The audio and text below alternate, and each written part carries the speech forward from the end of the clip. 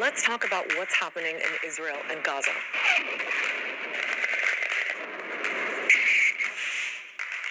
A massive surprise attack on Israel by Hamas, the group that controls Gaza, has quickly escalated into the most intense conflict in decades. An unprecedented military operation by Hamas and a colossal failure of Israeli intelligence. You had all these gunmen entering up to 22 different locations outside the Gaza Strip.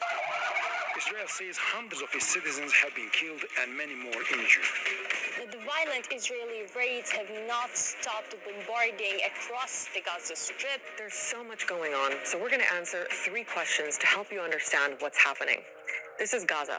It's a small strip of Palestinian land that's been under a land, sea, and air blockade by Israel since 2007. More than 2 million Palestinians live there, crammed in, and they can only leave with Israeli permission, which few people get. It's often referred to as the world's largest open-air prison. And Hamas is the political and armed group that runs Gaza. It took control there after it won an election in 2006, but there hasn't been a vote since then. Hamas is part of a regional alliance that also includes Iran and the armed group Hezbollah in Lebanon. Israel, the US, EU, and others have designated Hamas a terrorist organization.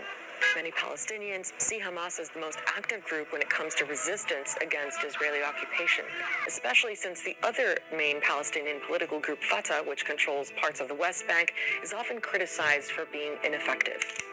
Now, Israel and Hamas have fought on and off wars. The last big one was in 2021.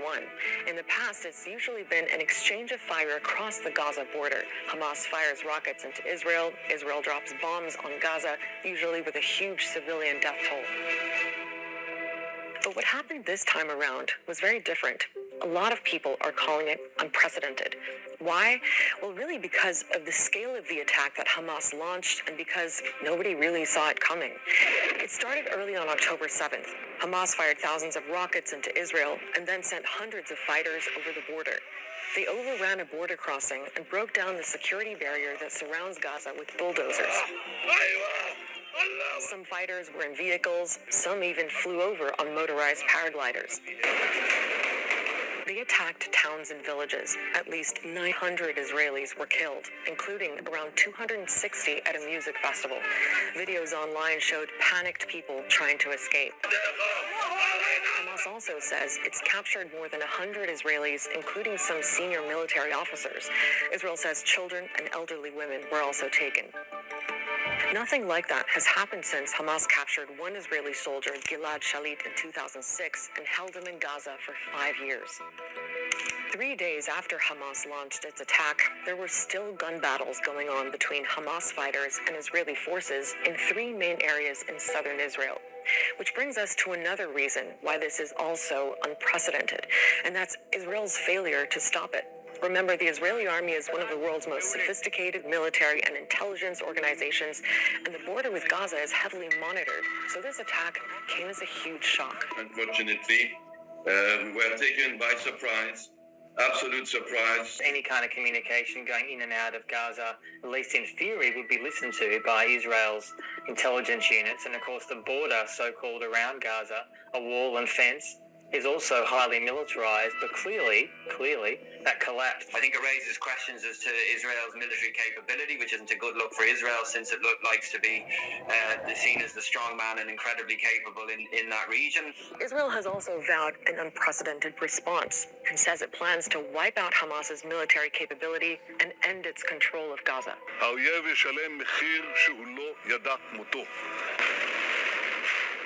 Israel's been hitting Gaza hard with airstrikes and artillery. All right. Yumna, please take cover. No, it's okay. This is a missile attack on Palestine Tower. There have been pictures coming out showing devastation and bodies being pulled out from the rubble. More than 700 people have been killed, including children.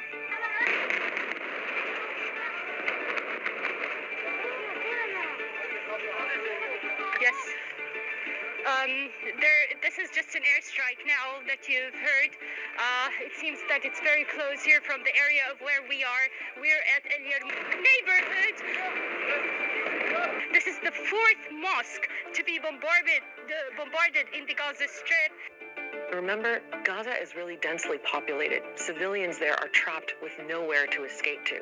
There was already a blockade there, but now Israel has imposed a total siege on Gaza, which amounts to collective punishment, making it illegal under international law.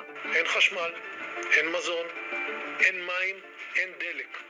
הכל סגור. אנחנו נלחמים בחיות אדם ואנחנו נוהגים בהתאם.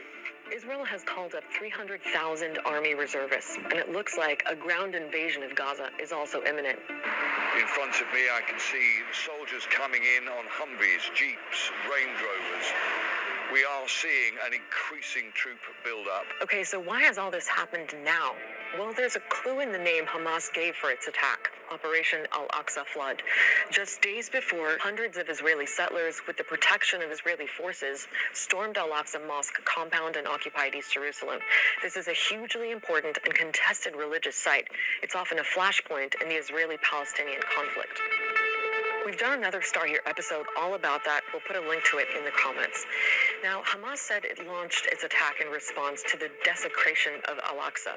فقد قررنا أن نضع حدا لكل ذلك بعون الله ليفهم العدو أنه قد انتهى الوقت الذي يعربد فيه دون محاسب. But even if recent events at Al-Aqsa played a role, Hamas's huge attack would have taken a lot of planning.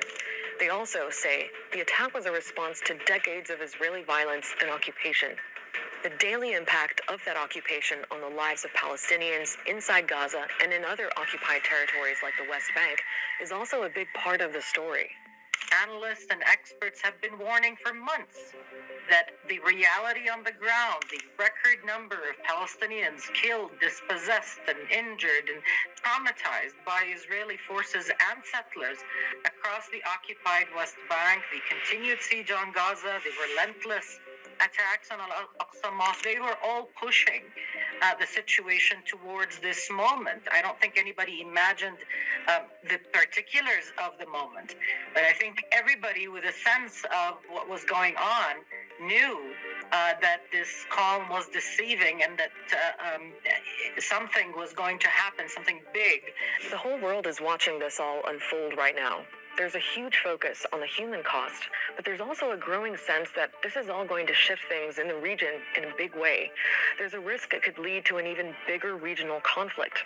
It could draw a country like Iran, which Israel says helped to orchestrate the attack, although Iran denies they were involved in any way. But underlying it are even bigger questions that have never been answered and can no longer be ignored. What does real peace actually look like for everyone? And how can we get there? It's possible and necessary to stand with both the Palestinians and Israelis without resorting to ethical relativism, to selective outrage, or worse, calls for violence. Politicians, policymakers should prioritize restoring legality and accountability, using diplomacy and peace as conflict resolution methods, rather than advocating for more violence or standing with one side or another.